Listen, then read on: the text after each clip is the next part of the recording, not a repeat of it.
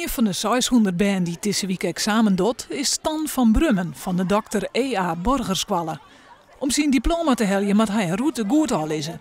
In dit geval terug het centrum van de Jouwer. Stan had er wel vertrouwen in. We hebben wel op school hebben we een keer oefend. En over verkeersborden weet ik wel. Dus ik denk dat het goed komt. Maar eerst nog even de fiets controleren laten. En op de handvaten of die vastzitten. Verder controleren we of de bel het doet en de remmen.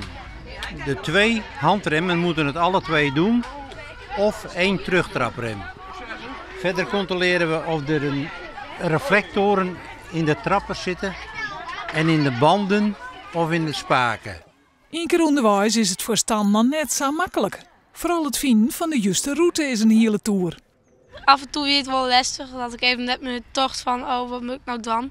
Toen heb ik een keer gokt en toen goed gokt en het kon wel goed. En nou, ik ben hier gekomen en het is nog steeds de goede die ik heb genomen.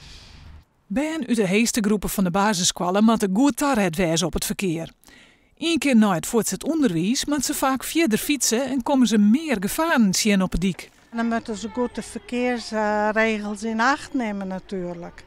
Goed de hoorn uitsteken, dat is ook heel belangrijk. En een goede fiets die aan alle eisen voldoet. En Stan, die is slagen. Ja, een dikke zie. Ik ben helemaal blij om.